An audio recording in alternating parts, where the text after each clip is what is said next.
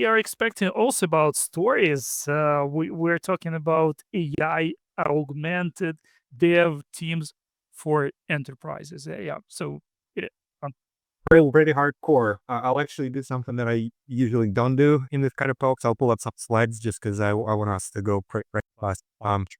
So a little bit of a personal background. I've been building software products all my adult life. Their Zencoder is obviously the best and the latest. The one before was a company called Drake. I built it to more than 1,000 employees, sold it for more than $2 billion, category defining product. So that went great. I was also early advisor, seed investor in Nero, another category defining product. So, and through all that career, I observed their immense value of engineering, and also within that, immense value of velocity. So kind of, and I observed it both from the business level, like to me, velocity is one of the most important predictors of success. If you got the right people, the next one is kind of the pace at which they're moving. And by the way, in AI, the tempo is insane. Like any of you who are shipping products in AI and AI enabled, AI first, it's crazy. A lot. Like I think I've done some good work before, and now it's kind of that whole new level. So here when you're on your call, yeah, if you're here on this call, you probably care about that. Otherwise, why bother, right?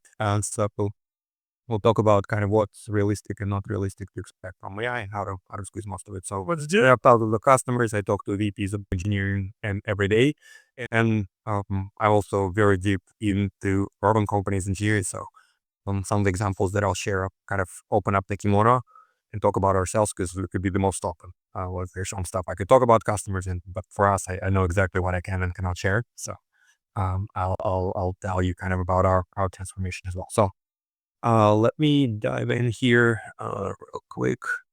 Share screen window. Boom, and slideshow. And we can see it, of course.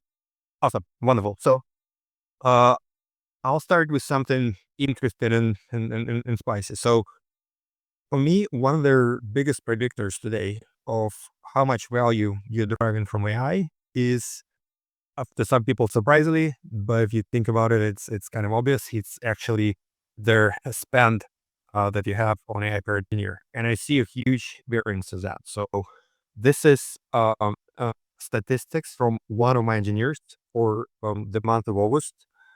He what I would call burned through 3.5 billion tokens in that month, and their true API cost of that, including their 10x discount on the cash, it was around $11,000.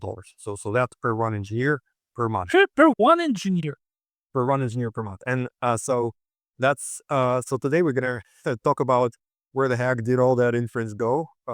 What's he doing that you might or might not be doing, right? And then bonus track, we're also gonna tell how I, as a CEO of the company, only spent $200 on that $11,000 worth of inference. So that could come handy as a trick for you. So this goes back to your question of like, hey, I was hitting the limits, right? So now I have to juggle a bunch of tools. So I'll share update from yesterday on how you could save yourself from all the jug. So again, if I look at the market, there's kind of several price points. There's some group of people who spend $0 to $20. I can tell you that in sort of whiteboarding, if you're a student doing some prototypes, whatever, building simple websites, that can actually get you somewhere.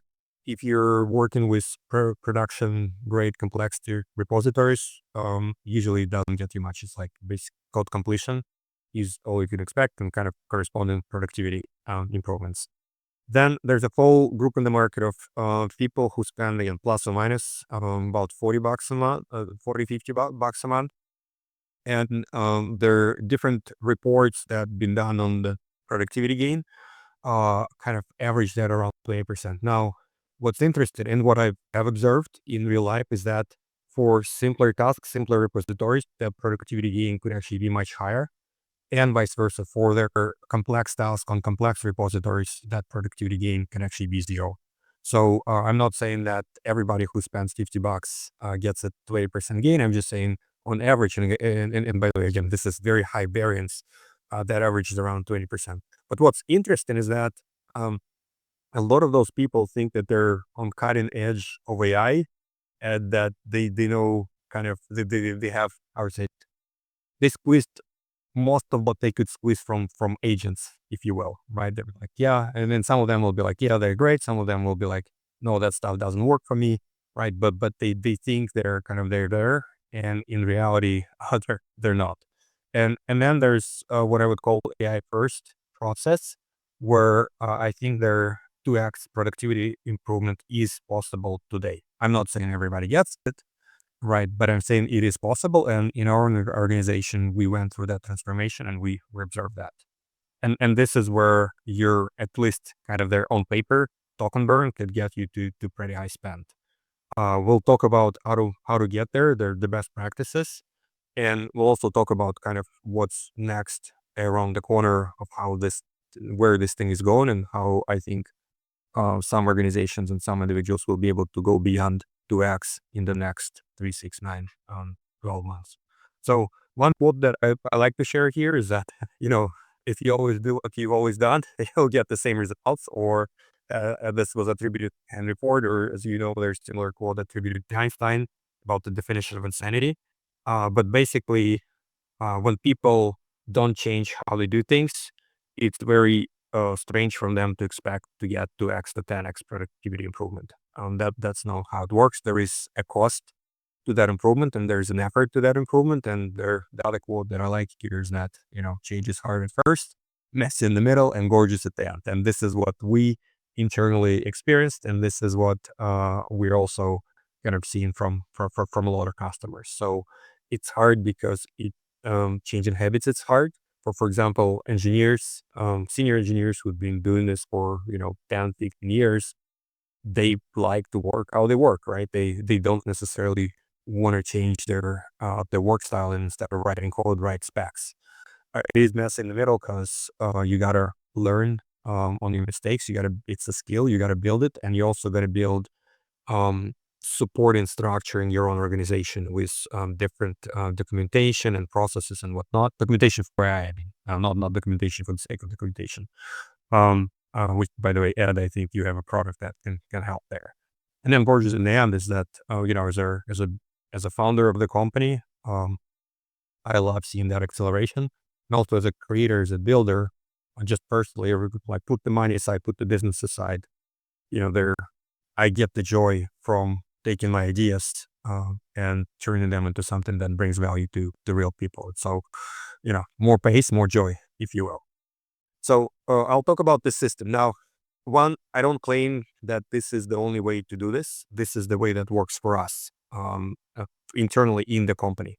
Second, I don't claim that it's a secret thing that nobody knows about. That's not how best practices work. The best practices are the one that kind of emerge in the industry and shared across multiple people who arrive to them from different perspectives, and who there's slight variance, but again, sooner or later it kind of stabilizes. And I've seen this 2 decades ago with Agile. I was at the frontier of Agile. I was working at a team who back in the day used what now most people don't even know about, extreme programming, right? I was one of the first adopters of Scrum. So I saw that kind of Agile emergence, and there is a good parallel there because Scrum works as a system. Those of you who kind of were early in those implementations, you know that if you try to cherry pick 2 best practices from Scrum and apply them on your existing process, it doesn't necessarily take you very far. As opposed to if you deploy the whole system and transform the way you work and how you think about that, then you actually could move twice as fast. And so I'm seeing the same thing here where, yes, some people kind of cherry pick this stuff. But for me personally, when I vibe coded stuff for production and for our engineering organization as a whole, sometimes that cherry picking fails. Or like you go halfway and get nothing, as opposed to kind of going all the way and getting everything. So um, the system, I'll again, this is why I want to use slides, because I want to run fast. That we could talk for probably at least an hour plus an hour Q&A on this thing, and I want to kind of be able to to compact it in 20 minutes for you. So it starts with spec driven development, where it's basically two-phase process. First, you create the spec for some unit of work. and second, you use AI to execute that step. Now, one misconception would be to think that first step is on you, the second step on AI. It would be wrong for both steps. Both steps are collaborative. So we use AI very heavily when we create those specs.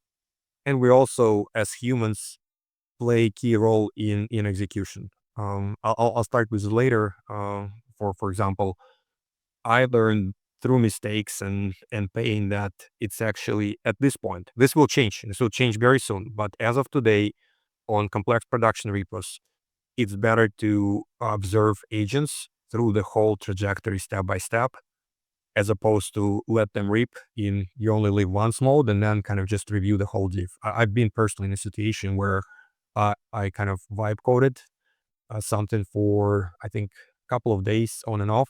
And it all was beautiful. And then it stopped working and I didn't review the kind of the detailed progress, and the code was foreign to me. And so the natural bias at that point is to let agent fix the issue. And the agent was like just running in circles, and I wasted hours on that, as opposed to if I kept a better eye on the progress one, I would have spotted the issue earlier. And second, if I didn't spot it and the issue arose, I would much quicker kind of assist the agent and put it on the right track, as opposed to, again, just kind of going in circles and circles. So I do recommend that, again, there's human, on both pages, and I do recommend heavy use of AI in both. So if I go back to the first step, um, I'll talk more about it in a second, but there is heavy use of deep research, be it kind of formally defined deep research agents in the internet, or kind of your own prompts on your own repos. I do believe in progressive utilization of the spec. I'll show it to you in a second. And I have my own theory about how and why this works. And that goes to kind of fundamentals, if you will. So most of you have heard about this best practice in prompting called chain of thought. Most of you have heard about it being taken to the next level with what's called inference time compute, or you heard the term reasoning models, right? And that was kind of the big breakthrough in AI. But basically, you're letting the model to think through stuff before it either executes or produces an answer, and that kind of allows it to use more compute and gives you better result. And the good metaphor is kind of like you playing chess, right? And you can just move the pieces, right? Or you can try to think a couple of steps ahead, and usually the layer will give you a better result. And so with spec-driven development, it's basically that on steroids, because you're using a lot of compute to build the spec, and you're also mixing your own human compute into that process. So it takes that to completely new different level that's not available for the models themselves. And so for the good, for us, again, in our system, and yours might be different, the spec is built progressively, first with high level requirements. So if it's a new feature, it's going to be closer to kind of PRD style. If it's a refactoring, it could talk about kind of about it on the more technical level, but still kind of that kind of a why and high level what. And that's where deep research comes in. Then there's kind of high level implementation details, so that agent would stay on track. And in this case, again, this is where deep research on your own code base with your prompts really helps to ground the spec into either existing interfaces or the new ones that are to be created. And you describe the data model, you describe the control flow. So whatever you would tell to your peer. So say you had a junior developer working on this stuff, and you want to give them as much guardrails as possible in that technical description, so they could stay on track and do what you want as opposed to something else. So that's the second step. And again, it's not you writing that word by word, it's you prompting AI to help you do that. And then the last is you take those things and you ask AI to turn it into step-by-step plan. So that's good spec for me. And then the second phase execution is you're using agents to execute it step by step. And this helps you work around one of the big issues is that despite all the benchmarks and all that noise, agents are still getting progressively worse on longer trajectories. And so versus if you have that spec, you can basically execute that step, every step by a fresh agent. Just feed it the whole spec and say, hey, go and proceed and do the step 2. So that gives it fresh context and reset, and they're able to execute things much better. That's the first. Second, everything we do is test-driven development. So AI first step and first sub-step in that step is to write failing tests. Second step is to implement the solution, and then lint and test, including the whole suite of tests that you have. Which brings us to the third component. It's I call it observability. I don't know if it's the right word for this context, but it's very important to give agent the tools to self-correct. That was the whole revolution that took us from code completion to agentic coding today. It's like giving the agents access to Bash, letting them see what they're doing with Playwright and things like that, where they can observe what they're doing and give them the chance to detect their mistakes and give them the chance to troubleshoot their mistakes. The models and agents are not yet good with debugging, so you have to go harder on stuff like telemetry and logging, again, more detailed tests and integration tests. But if you give the agents that observability, and the more they have, then they can self-diagnose and self-correct. So for me, big part of prompting is just making sure that that observability is built in. And this, by the way, is my first step. If I'm asked to code a new repo, I would first make sure that I would run the agents to build the right documentation for it and to build the right observability for it before I attempt any autonomous agentic operation, because then it would be kind of like throwing dice.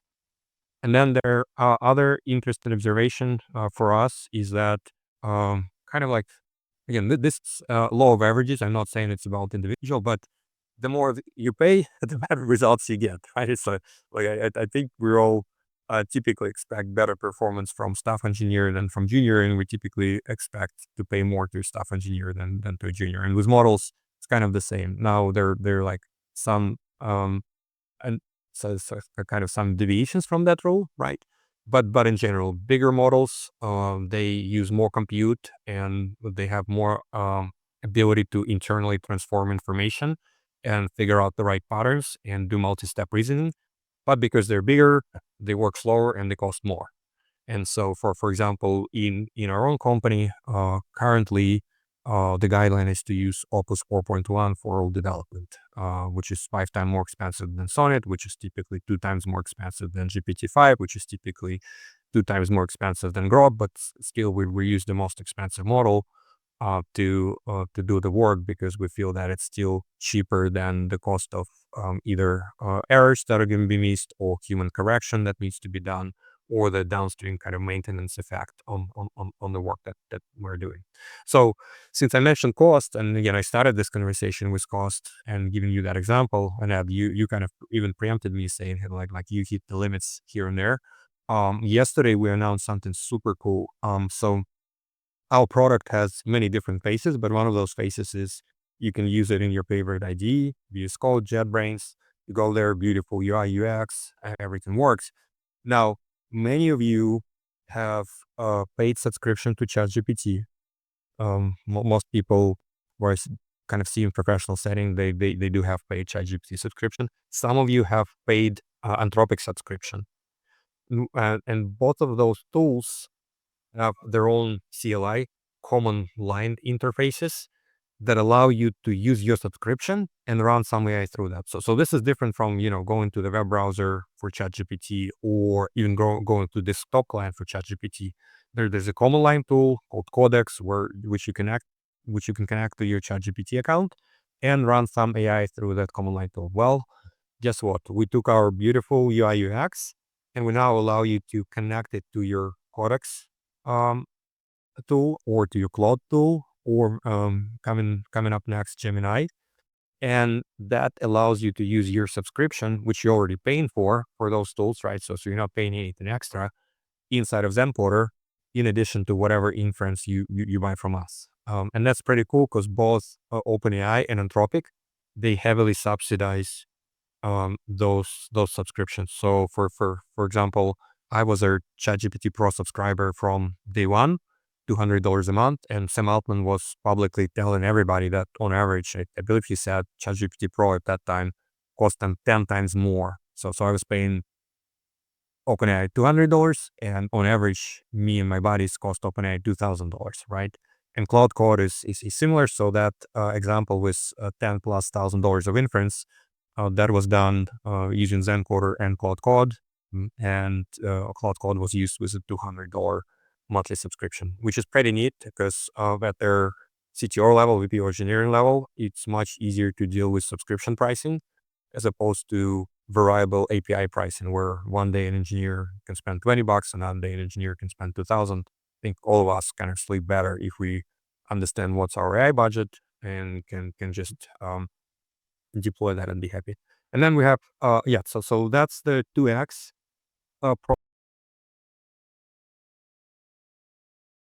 process where you go from occasional AI. I'm sorry, just to interrupt you. Do I get it right? So now I don't have to pay course or I don't know, GitHub Copilot, Zencoder, and all those guys to get those credits, and then switch between all of you. I just can. I'm on Gemini, right? Mostly, and I just kind of connect my Gemini, and I can actually vibe code until they stop me, and they will not because they sponsor us with those credits. So actually, I have Gemini 2.5 Pro connected to Zencoder, like top level agents and whatever. Am I getting it right, man? Exactly. That's the thing, right? And you might say, what's in it for us? So there's a Zencoder has multiple plans, and for you, what you describe is absolutely correct. You can use free plan from Zencoder, connect it to your codecs or Cloud Code or Gemini, and wipe code yourself to greatness, right? Now where we come in is if you're a larger shop, we still could deliver you tremendous value on top of that. So we have multi-repo indexing for large amount of repos. We have stuff like ability to run autonomous agents in your CI, build complex pipelines there. So for an enterprise grade customers, there's still incredible value that we can bring on top of that. But if you're if you're just starting your startup and counting every dollar, this is a great entry point. And if you're enterprise again, you're still counting dollars. It's much easier to pay $50 to Zencoder for all the advanced capabilities and $200 to Cloud Max, as opposed to with Cursor. I can give you real life examples of when people had like $2,000 weekly bills. I feel it's a great value prop. Absolutely. So you're disrupting it actually because you're given this sweet spot actually for free, like the vibe coding itself, and upsell to companies like additional, really valuable but additional stuff. Wow, Yeah, I love well, it. yeah, I love yeah, that's pretty new thing, right? So this is because Codex only announced it 2 weeks ago.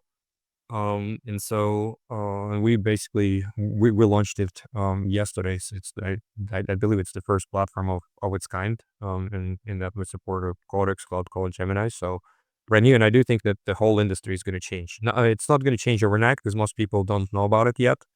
But yeah, show me a person who would prefer to pay $2,000 over $50. No, no, no. So you know what I'm gonna do after this stream, right? Maybe not even editing this video, but I'll go and try it out. No, you don't have Gemini yet. Well, yeah. Gemini is coming very soon. Yeah, it is coming. Oh, well, But I'm sure you have GPT or Cloud. okay. Okay. Sorry for interrupting because it was not really clear for me. I wasn't believing my ears actually. You should. Yeah, it's coming. Gemini. We're already testing it, so it's gonna be out there very soon. So that system took us from that 20% productivity gain to roughly plus or minus, again, high variance, but I would say 2x. And then in terms of taking it further, what's gonna happen, in my opinion, kind of again for those advanced organizations that continue to push those boundaries as their best practices improve and as models improve and as tools like Zencoders improve, right? It takes all three to dance.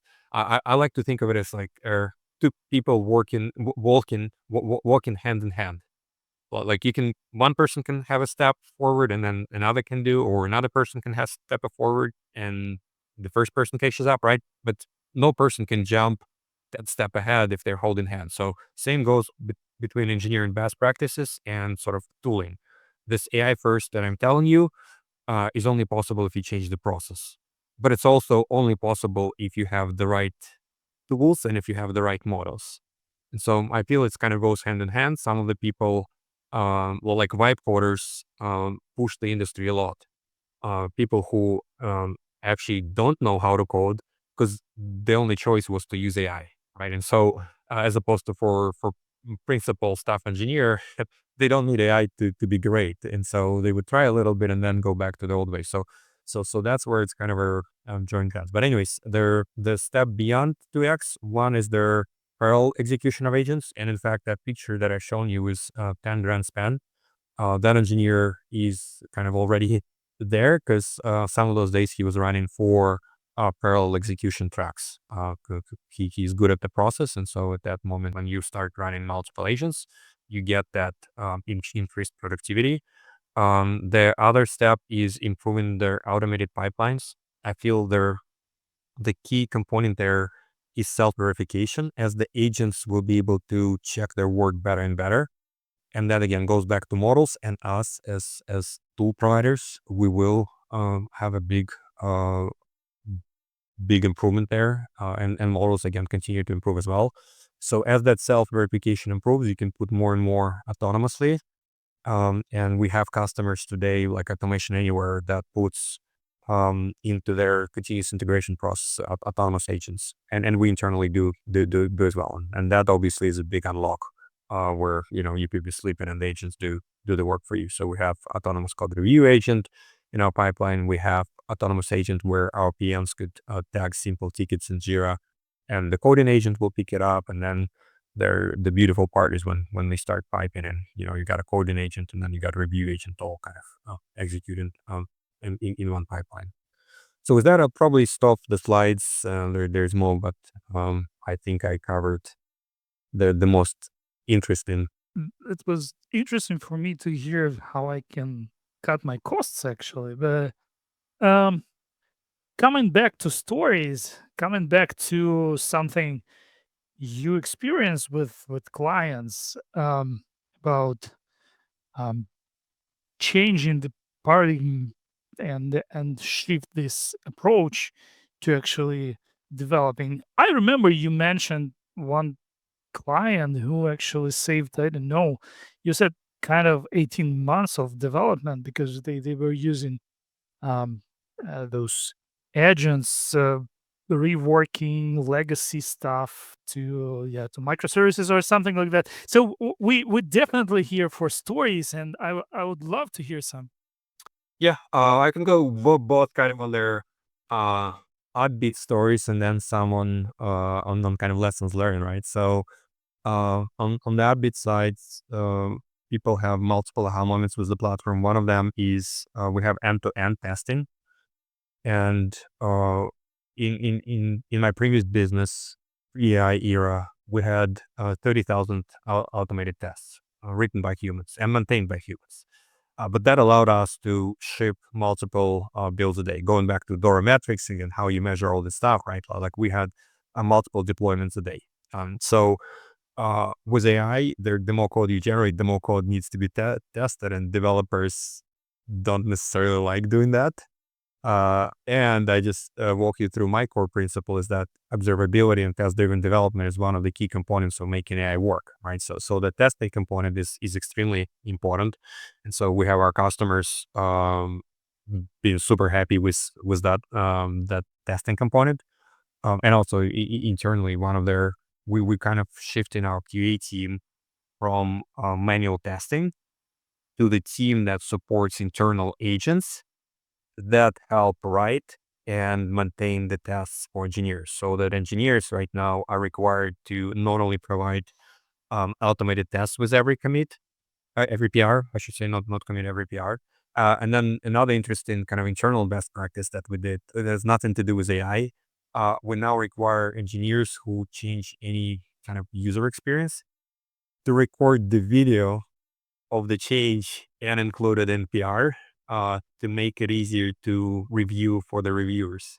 but it also keeps that discipline there that we want to make sure that, again, we're big believers in AI and in humans. We're not either or. And so for us, it's important that as we use more AI, we're also kind of evolve the role of engineers. Do you mean the screen recording and explaining what happened?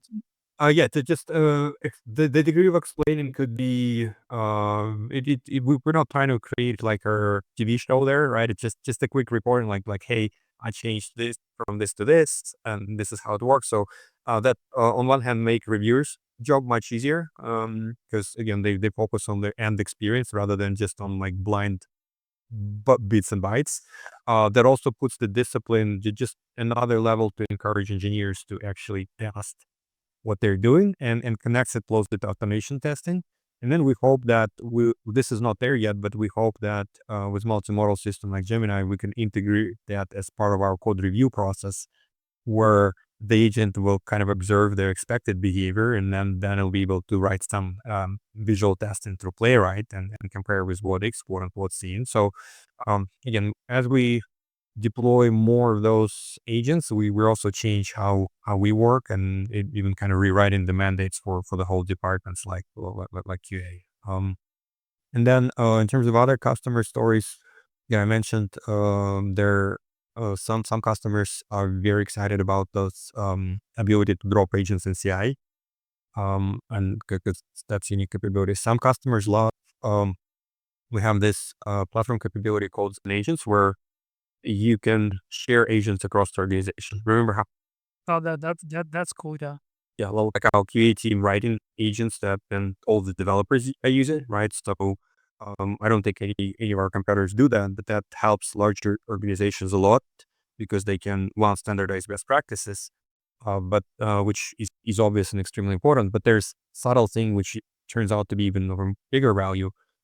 As you can imagine, larger companies, there's a very degree of AI adoption, Right. and you got your champions who are like vibe coded nuggets and they all know all this stuff better than I do. And then there are people who are like, eh. So for the people who need more guidance and more hand holding, like there's nothing easier than just telling them, hey, here's your Zen agent, just go and run it. Right. So yeah, there's a bunch. And then in terms of lessons learned, again, I shared some through my presentation, like all of those bits of the system. Remember I told you like it works as a system, not as a individual thing. Well, that was every single one of those was less to learn. Like it, we didn't do this in that specific situation. We paid for it.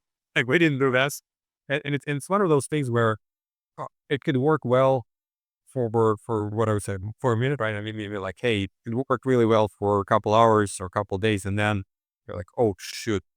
And I mean, Be more like I get like this.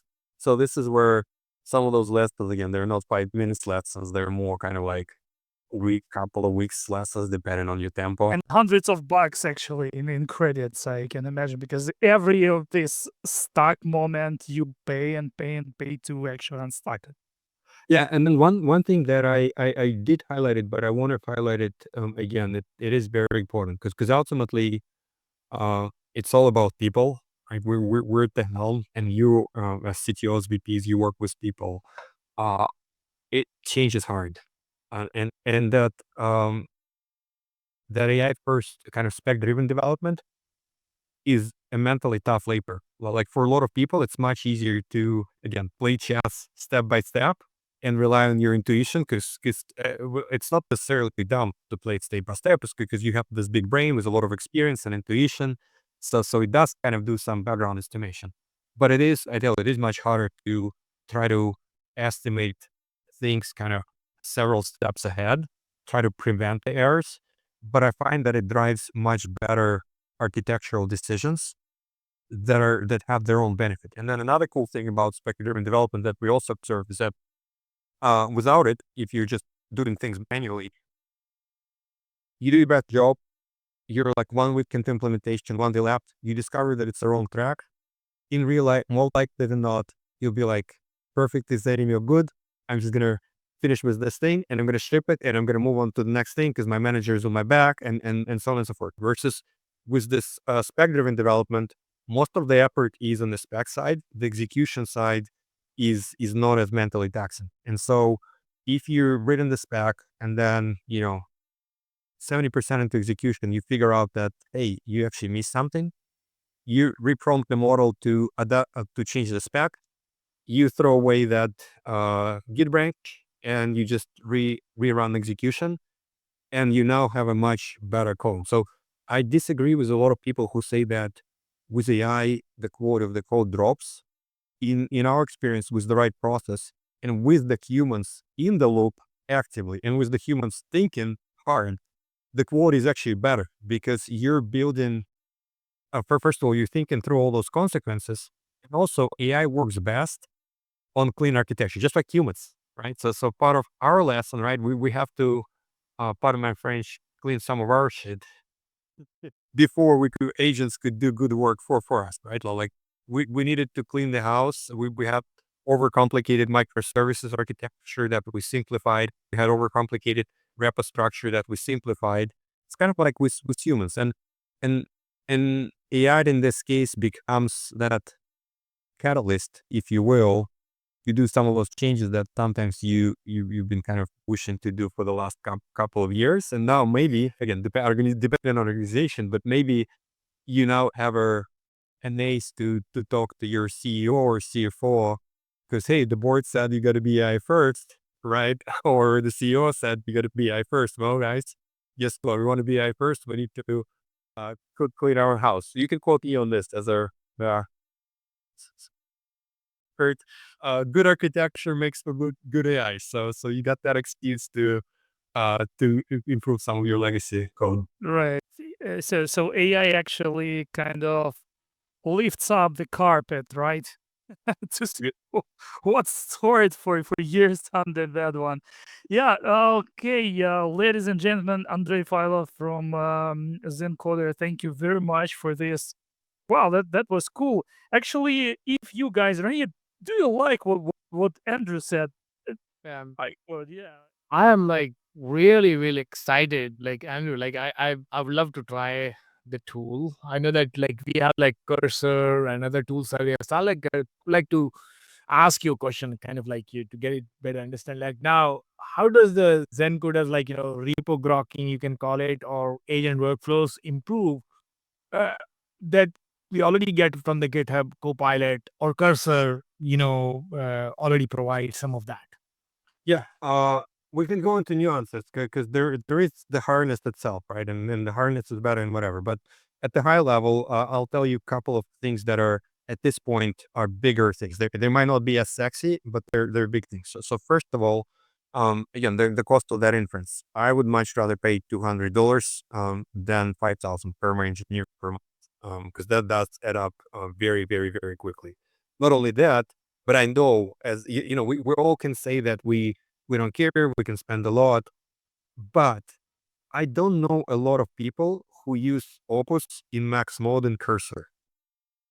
You all say that you're ready to pay to pay the good dollars, but everybody at that point uses Sonnet, and quite often you use Sonnet outside of max mode, which cuts the context and makes the agents really dumb. Because if after what happens in those kind of underpriced agents is that on the back end, the context is shrinked very frequently and at random moments, and that completely confuses the agent, and you don't even know the reason. You just think that the agent is dumb, right? But in reality, the underlying harness, if you will, messes up the context, and it goes wild. And that going wild, by the way, is one big reason to use the more expensive models because when you the metaphor I like to use is talking to an investor. They all sound smart, and they all probably read the same book. So if you just talk to them for 5 minutes, they're all going to be the same, right? But some of them are going to bring 10x returns to their limited partners, and some of them are going to bring zero. So same with the models. Like you talk to small model and big model for like 5 minutes, they all sound smart and cool, but try running long agentic trajectories for hours on real complex repositories, and you will see the difference. So like in our own engineering team, there was a couple of situations where people, without their knowledge, were switched from a bigger model to cheaper, uh, and they didn't know about it, and they did notice it. And so there is the difference in model again, which goes back to cost, which is very important. Now, if specifically speaking about differentiation beyond cost, we do have multi-repo indexing. I don't believe Copilot has it. I am absolutely confident Cursor doesn't have it. So if you drop Zencoder into any typical solution today that has like microservices and whatnot, Zencoder can answer questions around this whole product and solution. Our competitors cannot. And correspondingly, our agent can do modifications of this service that will not mess up other services. Again, super simple to explain, and I think pretty important. Yeah, stuff like dropping agents in CI. I think it's also super helpful. I don't think Cursor does that, but I don't think Copilot does that. So there are those more advanced things that do add up as well. Yeah. So I see that, like, I think just to complete the loop, but I think mainly the question which I have to answer is like the CFO question: who spent what, where, and why? And I think what you're saying is that that's what you basically cap down, and then use the right algorithm to to save the cost. Is that true? Yeah, we are leveraging subsidized subscriptions. So in this new launch. So if you're paying $20 to um, Google for Gemini or to OpenAI for ChatGPT, uh, they have very good models that you can use up on that subscription way beyond $20. Again, I give you an example where $10,000 use for $200 price. So this is not just about model optimization, right? This is you can optimize to save about 2x costs, and we can do that. We have some very cool tricks to do that. But even with 2x, you cut $10,000 bill to $5,000 bill, right? What I'm telling you is that there are ways to go from $10,000 bill to a $200 bill, and not as a guarantee, right? Because I cannot guarantee their limits that third-party providers like Anthropic, OpenAI, Google will give you, right? That's between them and you. But I'm telling you from practical examples of our customers and thousands other huge number of people. Last, last, one last question on this is like, sorry, I'm asking this because this is very exciting for me. To understand, like, how do you do the long-term memory? Because that's where, like, the orchestration agents are there, which are coming up. Like, how are you managing? Like, you created different steps and they're learning separately. And it's, I can give you the most honest answer, and I can give you kind of AI friendly answer. The most honest answer is here. I think this is the best contact management tool. I think it's freaking amazing. I don't think models are there yet. I think that's what we all get paid for. And by the way, I'm excited about this. I'm not necessarily excited about the world where we're all jobless. So that's not. I wouldn't be in this business if that was the goal. I think the business is to amplify creativity and help us ship our ideas much faster. And so that large context management and the creativity aspect of it, being able to process from all the different sources, is where humans exceed. Yeah. And so now in terms of agents, their best memory that has been so far discovered in engineering through trials, tribulations, and errors is to have the right structure of markdown files. And again, this is where it goes back to humans, because ultimately, at this point, there's no agent on the market that does absolutely perfect job of doing it for humans. Most of their AI first companies that I know, humans put some effort into doing that orchestration work with the help of AI. By the way, it's not manually written, right? It's agents that run deeply on your code base and generate the first draft, and that's it. Then it's agents that take those first drafts and further distill them and rearrange them and whatever. So it is AI process, but again, human is the orchestrator, and so far it's the most marvelous machine to manage that huge long-term and very nuanced context. But we could talk separately about the RAG. We've done a lot on RAG. We filed for patents. I can give you the solution for the problem that you brought up with the relevance of RAG and whatever. So we could talk for a long time on RAG. But again, the honest answer is that for engineering of complex software projects, human have a wonderful role in making that happen. Cool. Oh yeah, this is great. Like I think that right on dot. Like that's where we all have the gray cells to use for for seeing future. Yeah. Thank you very much. Thank you very much, Andrew. Thank you.